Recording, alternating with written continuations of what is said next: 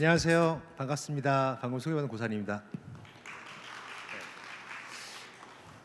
뭐 우주인 이야기는 뭐 계속 계속 나와갖고 지금 저는 사실은 그 우주 산업이랑은 조금 거리가 있는 저도 창업을 하고 있는데 여기 이 자리에 창업하시는 분들도 계시고 여기 LG의 임직원 분들도 계시다고 들었는데 맞나요?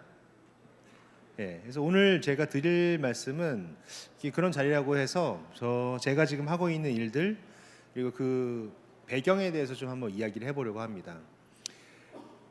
그러니까 아마 다 여기 창업을 하시는 분들 혹은 관심 있는 분들이랑 가정하에 얘기를 해볼게요.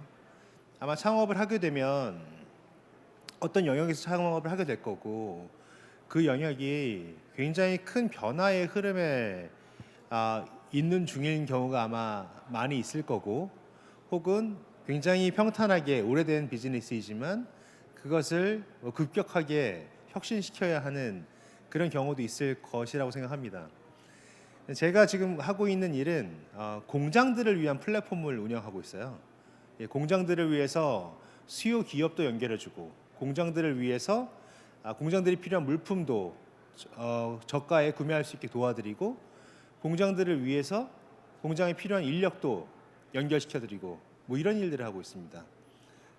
근데 이런 영역에서 이렇게 일을 하게 된 그런 그동안의 그런 백그라운드 그리고 이 영역이 어떤 느낌으로 변해와서 저는 여기에서 이런 일을 하게 되었는지 좀 그런 제가 느꼈던 이 업계의 그런 흐름들을 좀 말씀을 드리려고 해요. 그리고 아마도 여러분들이 각자 본인이 관심 있는 그 산업의 영역에서의 어떤 거대한 흐름과 매칭시켜서 보시면 어쩌면 각자 얻어가실 수도 있겠다 그런 것도 있겠다라고 생각을 해서 그런 말씀을 드려보려고 하는데 괜찮으실까요? 네, 좋습니다. 오늘 뭐 편하게 말씀 들으시면 될 것 같습니다. 쭉 이런 일이 있었구나. 네. 제조 플랫폼 캐파라는 제조 플랫폼 운영하고 있고요. 사실은 이 중에서 뭐 제조업을 경험해 보셨거나 혹은 제조를 직접 수요자로서 해보셨거나 한 분들이 계시다면은 이 제조 분야가 얼마나 그 올드 패션드로 아직도 일을 하고 있는지 아마 잘 아실 겁니다.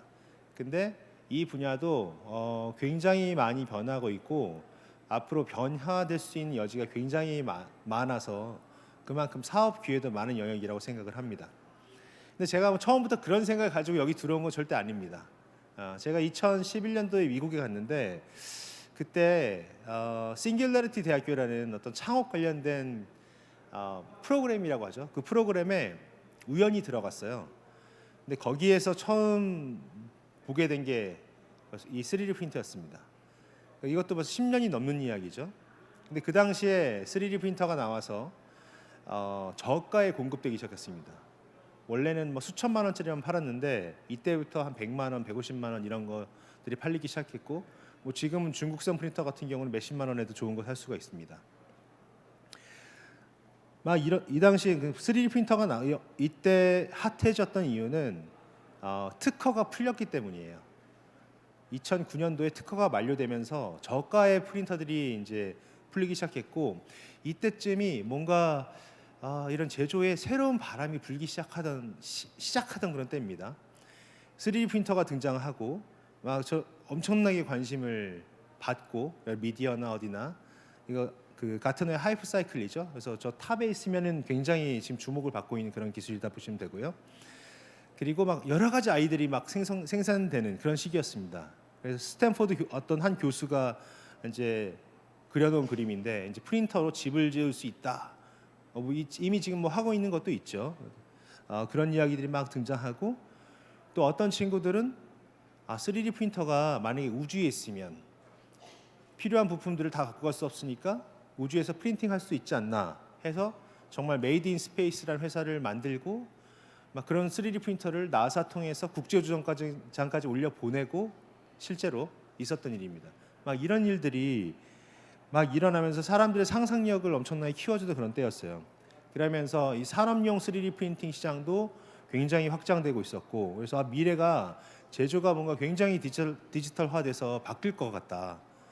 그런 느낌을 받았던 곳이고 그런 때였고, 또 한편으로는 커뮤니티들이 막 강하게 등장하기 시작했습니다. 이분들은 이 3D 프린터를 만드는 방법을 오픈 소스로 공개하신 분들이에요. 그 왼쪽 게 다윈, 오른쪽 게 멘델이라는 이름의 3D 프린터입니다. 되게 엉성하게 생겼지만 프린팅은 다 되는. 그래서 이런 거에 기반해서 아까 맨 처음에 보셨던 3D 프린터 회사 이런 걸 차용해서 정말 제품도 내놓고 그렇게 된 거죠. 이름을 보시면 알겠지만 뭔가 다윈이나 멘델이 유전하게 어떤 대부잖아요. 이 사람들은 이런 걸 내놓음으로 해서 다른 사람들도 여기 아이디어를 더해서 이 3D 프린팅 관련된 이런 아이디어들이 더 진화하게 해가는 것, 이게 오픈 커뮤니티에 공유되는 것, 이런 것을 굉장한 가치로 생각을 하고 이런 일을 시작했습니다. 그러니까 정말 이 커뮤니티가 막 활성화되면서 이런 것들이 등장하기 시작해요. 온라인상에 instructables.com이라는 이제 사이트였는데 여기에 무언가 만드는 방법에 대한 것들이 막 공유되고 되기 시작하고, 소위 그 메이커라는 사람들이 등장을 해서 물건들을 만들기 시작합니다. 요 안에 들어가서 내용을 보면 이런 것들을 올려요. 이거는 지문을 스캔해서 차고 문을 여는 그런 장치인데 여기에 들어가는 회로도라든지 준비물이라든지 그 안에 들어가는 코드라든지 이런 게 다 공유되고 나누어지고 아이디어가 나눠지고 만들고 뭐 그런 느낌의 커뮤니티들이 막 한쪽에서는 에너지를 막 받게 됩니다. 이런 메이커 무브먼트가 시작이 됐는데요. 메이커 무브먼트라는 단어가 생길 정도로 그런 사람들이 많아지기 시작했어요. 거기에 그걸 뒷받침하는 핵심 기술 중에 하나가 3D 프린팅이 대표 주자인 디지털 패브리케이션, 도면만 넣으면 기계가 자동으로 만들어주는 것. 3D 프린터만이 그런 건 아닙니다. 여러 가지 기계가 있죠. 이따가 좀 보여드릴 텐데. 그리고 그 안에 들어가는 전자 회로, 피지컬 컴퓨팅 분야라고 하는데, 그러니까 요건 뭐 아두이노라든지 라즈베리 파이에서 잘 아실 것 같은데, 이런 오픈 소스 하드웨어들, 이런 것들이 큰 두 개의 테크놀로지적인 축을 이루면서 이런 메이커 운동이 전 세계로 확산되어 갑니다. 그러면서 막 이런 스타들도 등장하기 시작하죠. 이분은 뭐 MIT 출신의 어떤 여성 공학도인데, 그런 아까 아두이노, 라즈베리 파이 같은 류의 그런 하드웨어 디바이스, 뭐라고 할까요? 오픈 소스 하드웨어들을 판매하는 샵을 열어서 굉장히 큰 회사로도 성장시킨 그런 사람이고요. 그리고 이게 바로 그 사람이 아다프롯이라는 그런 웹사이트, 예전에 방금 그 여자분이 만들었던 사이트, 이런 것들을 이제 판매하는 그런 사이트였고, 그리고 전 세계적으로 소위 말하는 메이커 스페이스들이 막 생길 때입니다. 아까 말씀드렸던 3D 프린터 같은 것도 집에 없잖아요. 근데 여기 가면은 이런 식의 그런 디지털 제작 장비들, 3D 프린터, 레이저 커터, CNC 라우터, 뭐 비닐 커터, 이런 것들이 다 갖추어져 있고 나는 거기에 가서 이것도 활용해서 무언가 만들면 되는 그런 공간들이 전 세계적으로 확산되기 시작하는데, 그것의 효시가 바로 이 MIT에서 만든 팹랩이라는 것입니다. 보시면 이게 팹랩 마크고 전 세계에 이제 퍼져 있는 팹랩들을 보여주는데, 요즘에는 뭐 이거보다 훨씬 많습니다. MIT의 닐 거시엔필드라는 교수가 바로 여기 위에 좌상단에 있는 사람인데, 이 사람이 BTN Atoms라는 그 랩을 운영하고 있어요. 그래서 그 랩에서 이 팹랩이라는 개념을 만들어서 한 1억 원 정도의 장비만 있으면 전 세계 어디나 이런 메이커 스페이스를 복제할 수 있고, 온라인으로 이런 교육을 통해서 전 세계 어디에서나 그 현지에서 현지인들이 자기들이 필요로 하는 것들을 스스로 제작할 수 있게 하는 그런 랩으로 전 세계 ODA 사업을 한번 해보자라고 미국 정부를 설득해서 전 세계 저개발 국가에 이런 것들을 만들어주기 시작합니다. 근데 그 이후로는 자생적으로 생긴 것들도 굉장히 많고요. 팹랩 서울도 뭐 사실은 제가 나중에 한국에 돌아와서 이제 만들게 되었습니다. 지금은 이제 팹랩 제주는 저희가 또 사이드로 그냥 하나 운영을 하고 있는데, 이런 것들이 막 커가는 그런 시기였습니다. 이거는 조금 더 헤비한 장소인데요.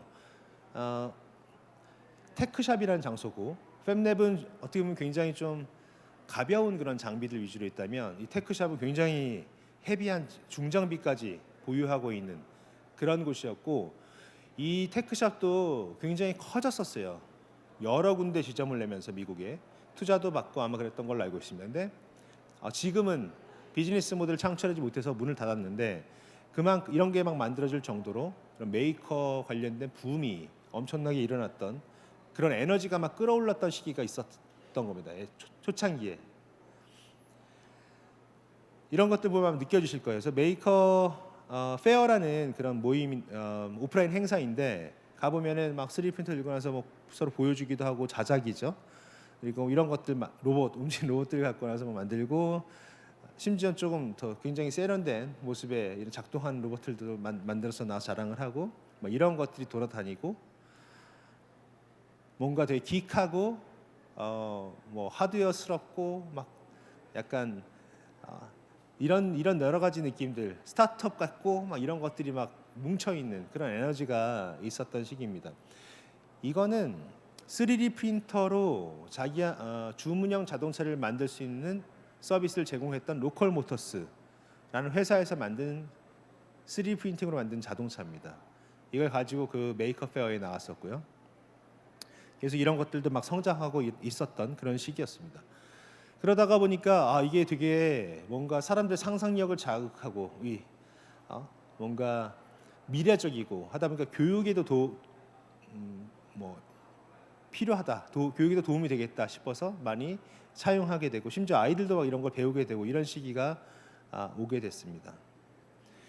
이런 걸 쭉 한 5년, 10년 정도 거치고 나서 그런 거 기반이 되니까 무엇이 나오기 시작하냐면 하드웨어 스타트업들이 굉장히 많이 등장하기 시작했어요. 그 당시에 3D 프린터를 만드는 것도 사실은 하드웨어 스타트업인데, 이 메이커스라는 사람들이 자기 아이디어를 하드웨어로 구현하기가 되게 쉬워지니까, 아까 그 디지털 제작, 3D 프린터 같은, 그리고 피지컬 컴퓨팅, 이것만 있으면 웬만한 프루브 오브 컨셉트는 할 수 있거든요.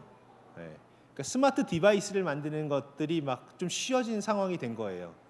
오픈 소스로 뭔가가 막 이미 공유가 되어 있고, 이런 것들을 좀 알고 있는 사람들이 다시 등장해서 좀 많아지고, 아이디어들이 넘쳐나는 시기였고, 그러다 보니까 이런 하드웨어 스타트업들이 수면 이렇게 부상하면서, 미국에서도 그 당시가 이제 오바마 대통령이 집권하던 때였는데, 닐 거셴피드 교수도 막 초대하고 백악관에서 이런 쇼도 열고, 뭐 3D 프린팅 지원한다, 하드웨어 스타트업 지원한다, 뭐 이런 얘기들을 막 하고 있었습니다. 그래서 저기 맨 위에 보시면은 이때는 IoT라는 단어가 화두였고요. 이때쯤 이제 이런 거대한 트렌드가 있었던 거죠. PC, 인터넷, 모바일이 막 지나가던 시점이었고, 이 모바일 때는 이제 그 뭐 페이스북이라든지 이런 SNS가 엄청나게 올라오던 시기가 좀 지나면서, 그 다음에 이제 뭘 해야 될까, 그 다음 트렌드가 뭘까 그랬을 때 사람들이 모두 스마트 디바이스의 시대가 열릴 거다, 하드웨어 스타트업의 시대가 열릴 거다라고 얘기했던 때입니다. 그때 구글이 한 3조 4천억에 이 넥스트라는 회사를 인수했고, 페이스북은 그 오큘러스라는 회사를 2조 1천억 원대에 인수하는 이런 일들이 있었는데, 하드웨어 회사가 이런 큰 가격으로 인수되는 것은 사실 뭐 전무후무한 일일 거라고 생각합니다. 그만큼 그때는 이런 스마트 디바이스에 대한 것들에 대한 이 오프라인에서 무언가 이제 더 확장해 나가기 위한 가능성에 굉장히 가치를 많이 줬던 때인 것 같아요. 보시면 알겠지만 구글 입장에서 생각을 해보면, 이제 PC 시대를 지나서 인터넷을 구글이 이제 어떻게 먹었잖아요. 먹고 모바일까지 이제 진행이 됐는데, 이 구글에서 구글의 비즈니스 모델의 가장 핵심은 이 온라인상에 있는 모든 정보를 모아서 그거 갖고 사실 모네타이제이션을 하는 거잖아요. 근데 그 당시에 이런 걸 막 인수했을 때 어떤 느낌이 들었냐면은, 구글이 그런 데이터를 수집하는 공간을 이제 온라인에만 한정하지 않고 오프라인까지 확산해 갈 것 같다 같은 느낌이 굉장히 강력하게 들던 그런 시점이었습니다. 그러니까 이 와이어되어 있는 IoT 디바이스, 스마트 디바이스, 이런 것들이 그 다음 다음 빅 트렌드가 될 것 같다라고 많은 사람들이 생각을 했었죠. 근데 지금은 뭐 사실 이런 이야기보다는 뭐 더 큰 것들, 더 큰 기술들이 나와서 모든 걸 다 뒤엎어 버리고 있기 때문에 사실 이건 아주 작은 뭐 있긴 있었지만 예를 들면 여러분 핏빗이라든지 이런 웨어러블 디바이스 꽤 큰 붐이 있었던 건 기억하시죠? 예. 근데 뭐 그런 건 다 먹어치울 만큼 거대한 뭐 AI라든지 이런 토픽이 등장하다 보니까 이제 이런 것들은 그 다음 이미 이전의 이야기로 넘어간 게 된 것 같습니다. 이전에 이때쯤에 이제 하드웨어 디바이스, 하드웨어 스타트업 얘기를 하면서 중국 심천이 많이 부상하던 그런 때였고 여기가 그 유명한 화창베이라는 곳이고 여기에 가서 많은 사람들이 그 부품을 수급하러 괜히 한번 가보는 그런 곳이었죠. 네. 화창베이는 뭐 저렇게 생겼어. 저렇게 생기고 이런 그 백화점 같은 그런 큰 건물에 들어가면 부품 가게가 빼곡하게 있는 그 부품 가게들은 제각각 공장들을 끼고 있는 그러니까 중국의 어떤 제조업의 굉장히 상징적인 그런 공간이었던 것 같아요. 그래서 모두가 이제 그때 심천으로 러쉬를 하고 있던 그런 때였고 그래서 중국에서 막 이런 걸 온라인으로 제조해주고 이런 서비스도 등장을 하고 그때 시드 스튜디오라고 이것도 중국에서 PCB를 제조해주는 곳이에요. 굉장히 소량 PCB까지 제조해줍니다. 이때쯤에 이제 하드웨어 스타트업들과 함께 등장했던 게 그 크라우드 펀딩, 킥스타터라든지 인디고고라는 것들이 막 등장을 해서 엄청나게 큰 히트를 칩니다. 근데 킥스타터에서 뭐 펀드레이징해서 뭐 한 1,000개쯤 만드는데 그런 거 만들기 힘들었는데 이 시드 스튜디오 같은 데가 온라인으로 주문 받아서 다 만들어주는 거예요. 그러니까 여기에 딱 가보면은 이거 뭐 막 만들고 있는데 이거 킥스타터에서 봤던 건데 이런 것들이 그냥 이런 데서 다 모여져서 만들어지고 있었던 그런 식이었던 것 같습니다. 그리고 이거는 헥셀러레이터라는 그 엑셀러레이터 하드웨어 엑셀러레이터인데요. 얘네는 실제로 미국에서 팀을 한 40개 모아서 중국 심천에 데리고 가요. 그래서 거기에서 프로토타이핑까지 다 한 다음에 바로 그것을 킥스타터에 올려서 펀드레이징을 합니다. 그래서 거의 100% 성공을 하고 그 다음 스테이지로 이전에 가는 그런 스타트업 생태계들을 만들어서 운영을 했었던 적도 있습니다. 이 정도로 이제 하드웨어 쪽에 이런 붐이 일었었습니다. 이런 것들이 막 있고 난 다음에 슬슬 눈에 보이는 게 이제 등장하기 시작했어요. 뭐냐면 온라인에서 제조를 서비스하는 것들이 하나씩 등장을 하기 시작했습니다. 3D 허브스라는 곳은 뭐냐면 에어비앤비처럼 에어비앤비는 우리 집을 공유하잖아요. 3D 허브스는 자기 3D 프린터를 공유합니다.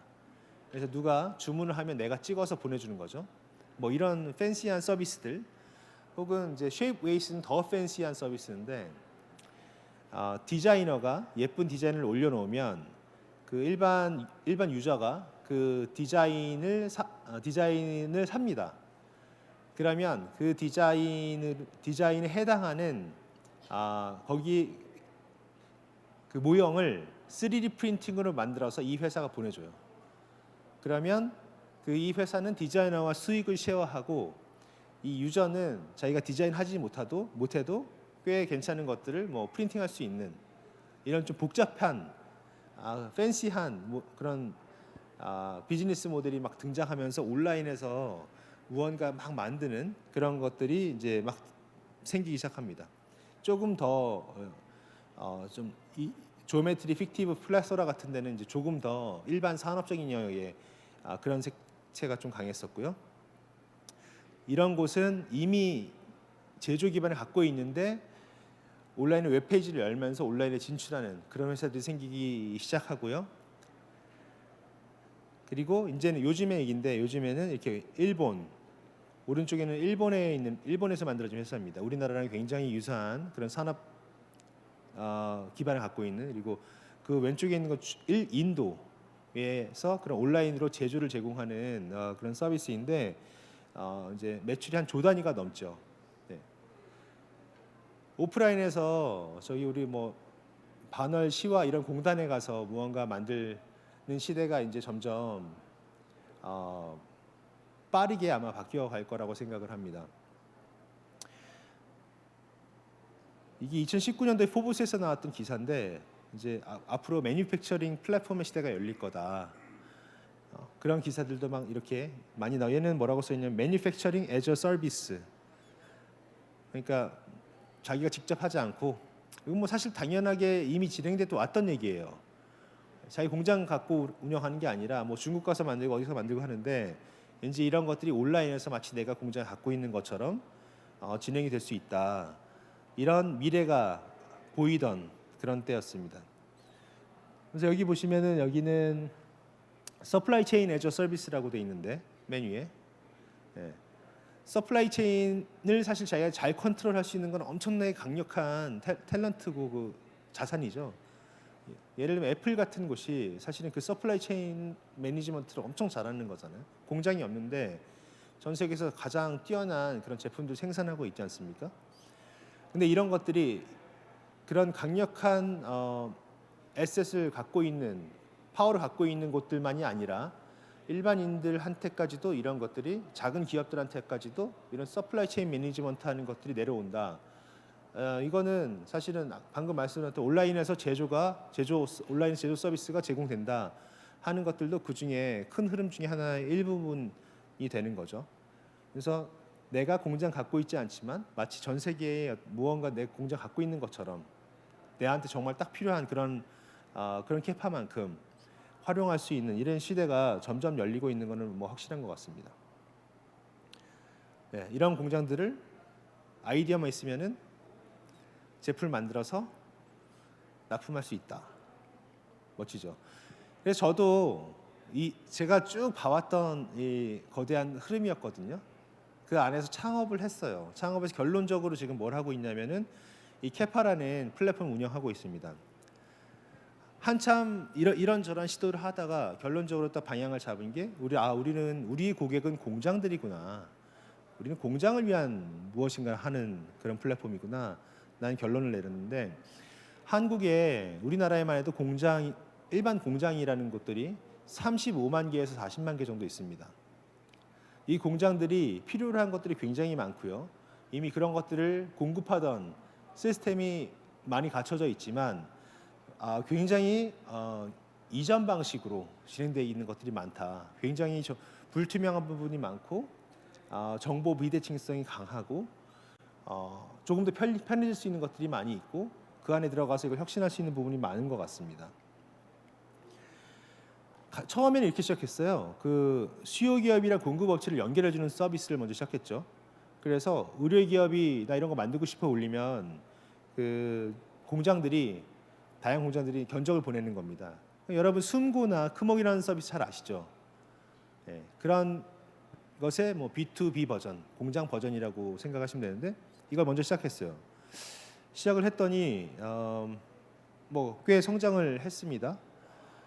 성장을 하고 보니까 이런 여러 가지 제조 서비스를 제공하고 제조 서비스가 점점 확장되고 있습니다. 그래서 궁극적으로는 모든 타입의 공장을 우리가 서브하는 그런 플랫폼이 될 건데요. 이렇게 하다 보니까 저희 공장들이 모여 있다 보니까 이 공장들을 대상으로 하는 이런 사업들이 하나씩 더 생기기 시작했어요. 그러니까 이거 단순히 그 수요 기업을 연결하는 걸 넘어서 공장들이 필요한 물품들을 저희가 판매하는 거죠. 저희가 제일 처음에 팔았던 거는 GS 칼텍스랑 계약을 해서 공장들이 필요한 윤활유를 판매하기 시작했고 최근에 저희가 공장 마켓을 확장을 했는데 이제 앞으로 한 10만 개 정도 그 품목이 들어가서 공장이 필요한 웬만한 것들은 거의 그 MRO 비즈니스처럼 저희가 잘 공급해드릴 수 있는 그런 쪽으로 발전해 가려고 하고요. 하다 보니까 앞에 두 개는 약간 그래도 플랫폼적인 느낌인데 실제 공장에 가서 여러분들도 이제 고객의 목소리를 많이 들으실 텐데 공장에서 뭐가 제일 어려우세요라고 물어보면은 늘 나오는 답이 첫 번째 순위가 똑같았습니다. 사람 구하기가 너무 어렵다. 그래서 계속 그 생각을 갖고 있다가 이거 한번 가볍게 한번 시도해 보자라는 생각이 들어서 저희 사업을 좀 붙여봤는데 일단 그 우리나라 저 어떤 생각으로 접근했냐면 우리나라가 지금 인구 구조가 완전히 이렇게 좀 감소하는 구조고 그리고 외국인 노동자가 사실은 한국에서 역할을 담당할 수밖에 없고요. 미국에서 그랬던 것처럼. 그런데 그 중에서 그래서 외국인 노동자로 좀 한정을 해서 접근을 했고 근데 하다 보니까 그 중에서도 저희 이제 고려인 동포분들이 있어요. 조선족들은 잘 아시죠? 중국에 있는 우리 동포들. 근데 고려인은 그 예전에 러시아 사할린 지역에 있던 분들이 그 스탈린 시대에 강제 이주당해서 저 중앙아시아 쪽 우즈베키스탄, 카자흐스탄, 키르기스탄, 우크라이나 이런 데 거주하셨던 분들이 계세요. 근데 그분들이 한국에 한 16만 명 정도 들어와 계시더라고요. 그래서 근데 그분들은 도움이 많이 필요해요. 왜냐하면 조선족 동포들은 한국말 잘하세요. 근데 고려인 동포들은 한국말 못하시는 분들, 서툰 분들이 굉장히 많습니다. 러시아어 기반이거든요. 그래서 저희가 이 딱 고려인 동포들 대상으로 러시아 기반의 그런 서비스를 지금 시작한 지 좀 됐는데 몇 달 됐는데 꽤 재미있습니다. 그래서 이런 식으로 비즈니스 모델이 나가다 보니까 우리는 공장들을 위한 이런 일을 하는 이런 플랫폼을 하나씩 만들어 가고 있습니다. 사실 저도 이 사업을 뭐 아직 크게 성공시킨 게 아니라 지금 과정에 있어서 이런 말을 뭐 앞에 나와서 할 만한 그런 사람인가 싶긴 한데 뭐 같이 가는 느낌으로 같이 동행하는 느낌으로 제가 하고 있는 일들을 좀 설명드린다고 보시면 좋을 것 같습니다. 이런 일들을 제가 쭉 저희가 하면서 사업들을 좀 만들어 가고 있다. 그리고 요건 저희가 하고 있는 R&D인데요. 여러 뭐 서울대학교, 연대, 카이스트 이런 곳들 하고 있는 R&D인데 그 AI가 엄청난 화두인데 저희가 그걸 따라가고자 하는 건 아니지만 사실 AI가 가장 잘 대체할 수 있는 게 어떤 사람의 전문성이잖아요. 근데 제조에 그런 부분이 되게 많아요. 예를 들면 견적을 낸다던가 아니면 뭐 사실은 그 도면을 그리는 것부터 시작해서 이 도면이 있을 때 어떤 공정으로 이걸 만들어야지 최적 공정인가 뭐 이런 것들이 지금 사실은 많은 부분 대체될 수 있는 가능성이 있는데 저희가 이 R&D를 하다 보니까 지금 앞단에 그 아이디어만 있으면 프롬프트 치면 그 3차원 메쉬까지는 이미 잘 생성이 되고 여기서 이거 도면화까지 하는 과정을 이미 저희가 진행을 하고 있거든요. 그러니까 굉장히 많이 바뀔 것 같아요. 제조도. 지금 뭐 제조를 하려면 제품 설계, 제품 디자인 하는 사람들 같이 또 뭐 아웃소싱하거나 함께 해야 되거나 개발을 해야 되는 시간이 필요하고 또 그걸 만들려고 해도 제조 PM 같은 분들이 꼭 있어야 되는데 사실은 그런 분들조차 자기가 했던 영역이 아니면 되게 낯설어요. 제조가 너무나 방대하기 때문에. 근데 이런 것들이 꽤 많은 부분 잘 이미 정리가 되어서 온라인의 제조 플랫폼 상에서 이런 공정으로 따라가면 되고 지금 뭐 물류나 여러 가지 동선을 감안했을 때 지금 그리고 갖고 있는 공장에 각 공장들마다 비어 있는 캐파 같은 것을 참조해 봤을 때 여기에서 이렇게 제조를 순차적으로 진행하면 될 것 같다라는 플랜이 나올 수 있는 게 그렇게 머지는 않은 것처럼 보입니다. 그래서 좀 미래적인 방향으로 이런 플랫폼을 생각하면서 진행을 하고 있어요.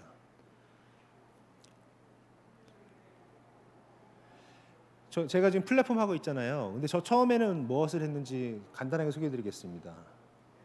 3D 프린터를 만들었어요. 아까 제가 쭉 보여드렸죠, 처음부터.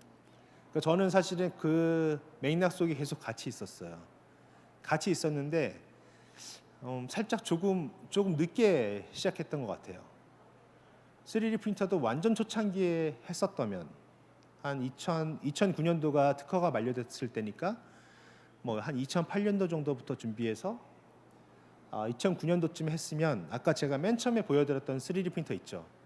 그 메이커벗이라는 회사에서 만든 건데 걔네가 원래 그 특허를 갖고 있던 3D 프린터 회사 스트라타시스한테 자기 회사를 4천억에 매각했어요 나중에. 근데 우리가 이 사업 시작할 때는 한참 뒤에요. 2013년, 4년. 그러니까 아직까지 타임 윈도우가 열려 있지만 우리 완전 프론티어가 아니었어요. 근데 뭐 원래 이것도 사실은 좀 웃긴 생각인데 사업을 처음 시작할 때 우리 3D 프린터 회사야라고 시작한 것도 아니었어요. 이 메이커 무브먼트라는 거대한 흐름이 있는데 여기에 무언가 기회가 많이 있을 것 같다. 여기서 무언가라도 해보자 라고 해서 3D 프린터를 만들기 시작했습니다. 그런데 제가 드리고 싶은 말씀은 이러면 안 된다는 말씀을 좀 드리고 싶은 거예요. 네. 굉장히 명확한 그리고 뒤따라가지 않고 좀 프론티어에 자기 자신을 위치시킬 수 있는 그런 사업 아이템이 분명히 있어야 그걸 갖고 시작을 해야 됩니다. 이때 만약에 제가 지금 하고 있는 캐파를 시작했으면 지금 훨씬 커졌을 것 같아요. 아예 더 도전적으로 처음부터. 근데 그 생각이 없었던 것도 아니었습니다. 처음에. 왜 이렇게 하면 안 되는지 설명을 드리겠습니다. 처음에 만약에 여러분 이런 뭐 방금 제가 말씀드린 것처럼 이런 나이브하게 굉장히 광범위한 주제를 잡고 되게 명확하지도 않고 프론티어에 있는 것도 아닌 듯한 그런 주제로 사업을 시작하잖아요. 근데 그럼에도 불구하고 해당 일을 하기 위해서는 굉장히 좋은 팀을 구성해야 되잖아요. 그렇죠? 근데 저 한 일을 보시면은 프린터 만들다가 나중에 갑자기 플랫폼 만들고 있잖아요. 그럼 처음에 그 팀은 어떻게 됐겠습니까? 이 피벗 과정이 얼마나 어려웠을까요? 네, 그거 자체가 너무나 큰 일입니다.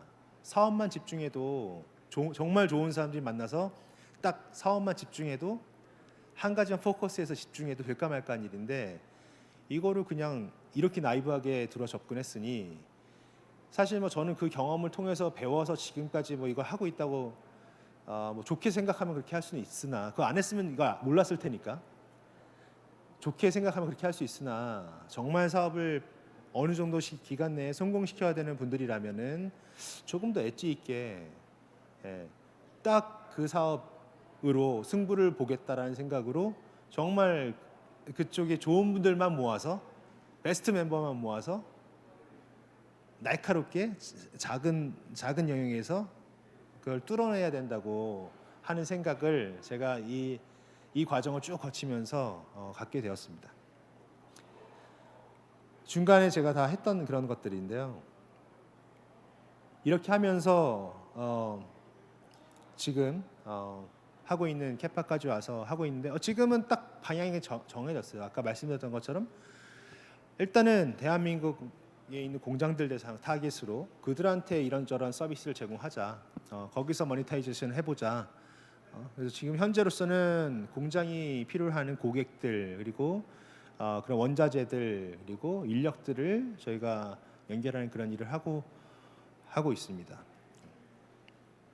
그런데 만약에 다시 하라면은 딱 이걸 잘할 수 있는 사람들을 처음에 모아서 이것부터 시작했을 것 같아요. 그 중에서도 지금 사실은 제가 말씀드린 3개를 하고 있죠. 그 안에 이것도 아닌 것 같아요. 원래는 저희가 어떻게 하게 됐으니까 지금 잘 끌고 갈 것 같은데 그 중에서도 사실은 정말 필요로 한 거 하나만 하라고 그랬다면 어쩌면은 제일 나중에 했던 공장에 필요한 인력을 연결하는 구인구직 서비스를 먼저 할 수도 있었겠다. 꿈은 크지만 우리가 공장들을 위한 플랫폼을 만들고 싶은 그런 꿈은 거대하게 있지만 그 그림을 갖고는 가지만 얼리에 정말 돈을 벌 수 있고 사업을 지속 가능하게 만들 수 있는 게 무엇인지 또 같이 좀 고민을 해봐야 된다. 그런 생각이 듭니다. 그래도 뭐 여기 계시는 분들은 또 창업에 관심이 있는 분들이고 미래를 그리시는 분들이니까 이런 문구 좋아하실 것 같아서 제가 좋아하는 문구거든요. 그래서 가져왔습니다. 미래를 예측하는 가장 좋은 방법은 그걸 하나 만드는 거다. 근데 뭐 누가 만들겠습니까? 우리가 만드는 거죠. 저도 열심히 할 테니까 여러분들도 화이팅 하시기 바랍니다. 감사합니다. 네, 고산 대표님 말씀 잘 들었습니다. 그러면 Q&A를 좀 가져보도록 하겠습니다. 저희가 그 심플로우를 통해서 사전 질문을 받았는데요. 우선 첫 번째로 대표님 포스터에 나온 사진보다 실물이 더 멋진 것 같습니다.라는 이야기가 있었습니다. 이건 주최 측에서 쓰신 것 같은데. 네, 그런 것 같지는 않습니다. 네, 일단 가장 많이 좀 나왔던 질문이 사실 지난 10년 동안 제조업 트렌드의 변화를 몸소 체험을 하신 것을 소개해 주셨는데 현재는 또 그때와의 상황이 많이 달라졌잖아요. 근데 이제 그러면 지금 볼 때 앞으로 어떤 제조업을 어떻게 포커스를 해야 기회를 찾을 수 있을지 한번 뭐 대표님의 그동안 경험을 통해서 한번 그 뷰를 설명해 주시면 좋겠습니다. 사실은 되게 어려운 말씀이죠. 제조업이라는 게 너무나 사실은 광범위한 얘기잖아요. 굉장히 광범위하고 제조업에 종사하는 사람들조차 아까 말씀드렸지만 본인 종사했던 그 얇은 범위 이외에는 제조업을 알기 상당히 어렵습니다. 그리고 우리 일반 언론에 노출되는 그 제조업들은 특히나 뭐 반도체, 뭐 자동차, 조선 뭐 이런 거대한 전방에 있는 제조업들밖에 나오지 않아서 사실은 그런 것들밖에 이제 이 사회에서는 이슈화가 되지 않고 있는데 뭐 제가 제조업을 전망할 수는 없지만 적어도 이런 건 있습니다. 한국에 제조업이 35만 개가 있고 35만 개에서 40만 개. 그러니까 어떻게 될지는 모르겠지만 뭘 해야 되는지는 알 것 같아요. 그 제조업들이 감당하고 있는 일자리라든지 이런 지역 경제 이런 것들이 엄청나게 중요해요. 그러면 적어도 한국 정부나 우리나라 입장에서는 이 제조업들을 어떻게 하면 살려서 다음 스테이지로 갈 수 있게 그 제조 생태계를 어떻게 그려야 될지 고민해봐야 되고, 근데 다음 생태계로 가려면 분명한 거는 개개의 제조업이 살아남는다는 거는 굉장히 어려운 일이다.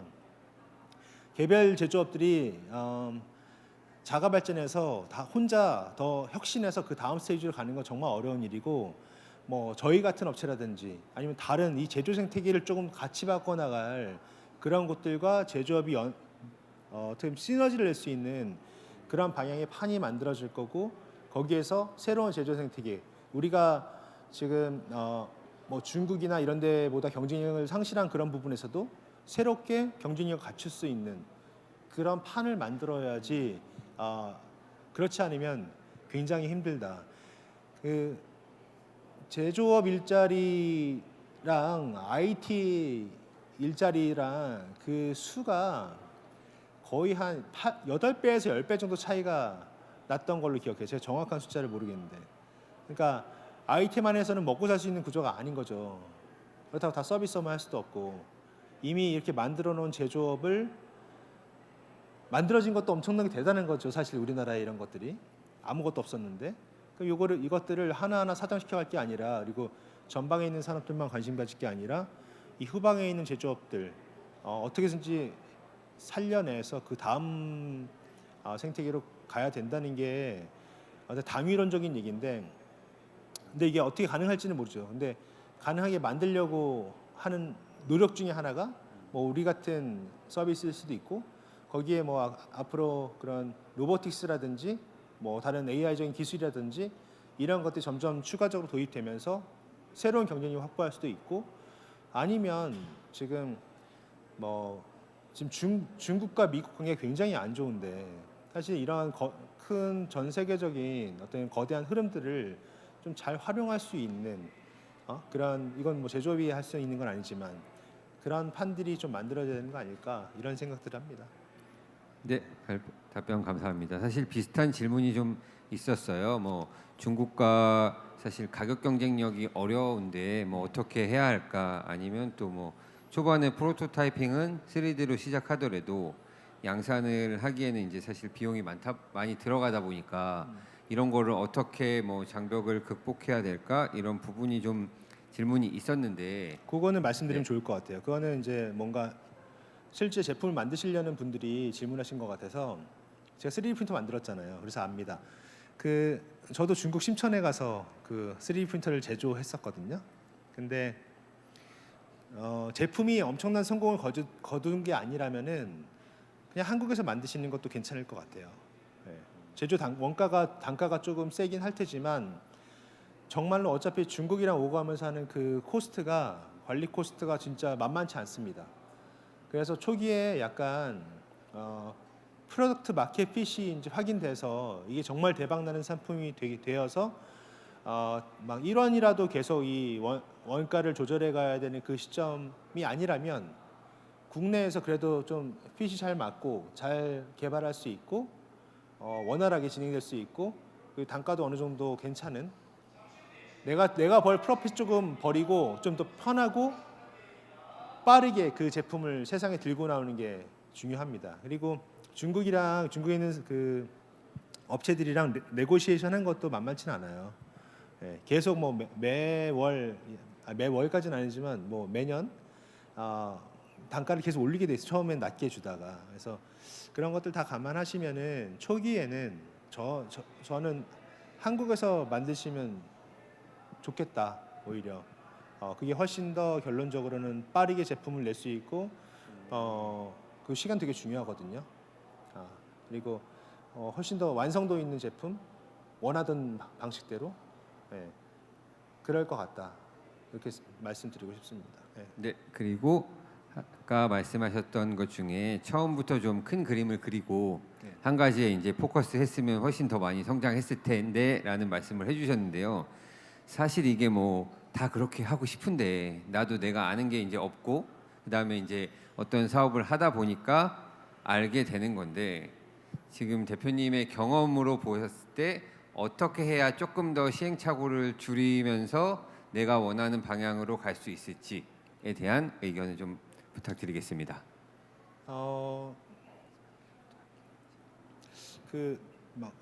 어떻게 말을 하면 일단 그 시장을 갖고 시작하시는 게 좋을 것 같아요. 딱 그 뭐냐면 서비스건 제품이건 그걸 다 만들어서 그때 시장을 테스트하려고 하지 마시고 서비스라고 한다면 웹 서비스라고 뭐 그런 서비스라고 한다면 서비스 없이 이거를 할 수 있는 방법을 찾아서 그걸 일단 되게 작게라도 해 보시는 게 중요한 것 같고요. 그 다음에 이게 워킹하면 이게 얼마나 사실은 비효율적으로 돌아가겠어요. 이게 서비스가 없는 상황에서 이게 사람이 그 돌리려면 그렇죠? 근데 이게 돌아간다면 그때부터 얘를 효율화시키면서 서비스 만들어가는 게 그렇게 돼야 되는 거고 하드웨어 제품도 마찬가지입니다. 그게 막 꼭 삐까번쩍한 애플 같은 그런 디자인의 제품을 만들어서 판매를 하려고 하시기 전에 진짜 선 주문을 받을 수 있는 어떤 그런 그런 고객을 확보하신다던가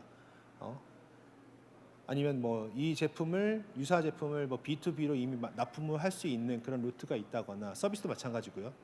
예.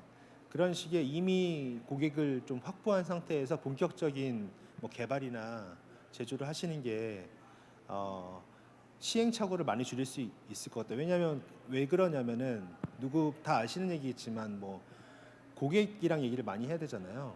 근데 내가 제품만 만들고 있을 때는 고객은 아직 얘기를 잘 안 하고 있는 거거든요.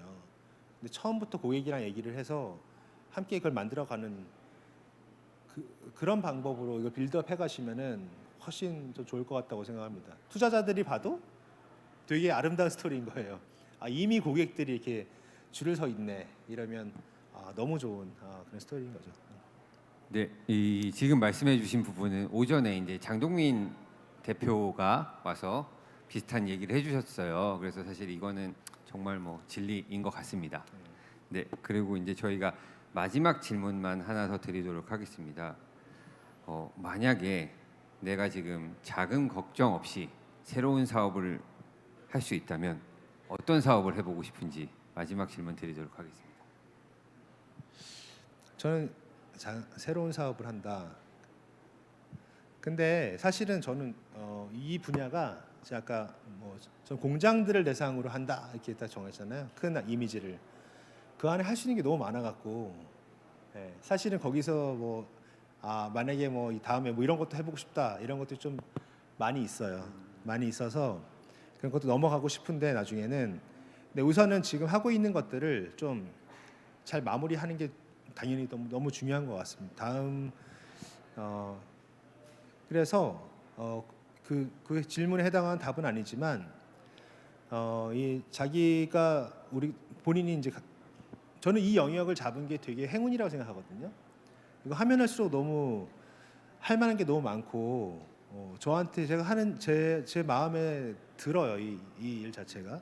그리고 개선의 그런 뭐랄까 아직 미개척 분야가 너무나 많이 있는 영역이기도 하고, 그래서 본인이 좀 각자 자기한테 좀 잘 맞는 영역을 찾는 것도 되게 중요하겠다. 그러면 그 다음 스텝도 좀 잘 풀리지 않을까 그런 생각을 합니다. 네, 네, 지금까지 좋은 말씀해 주신 고산 대표님께 박수 한번 부탁드리겠습니다. 감사합니다.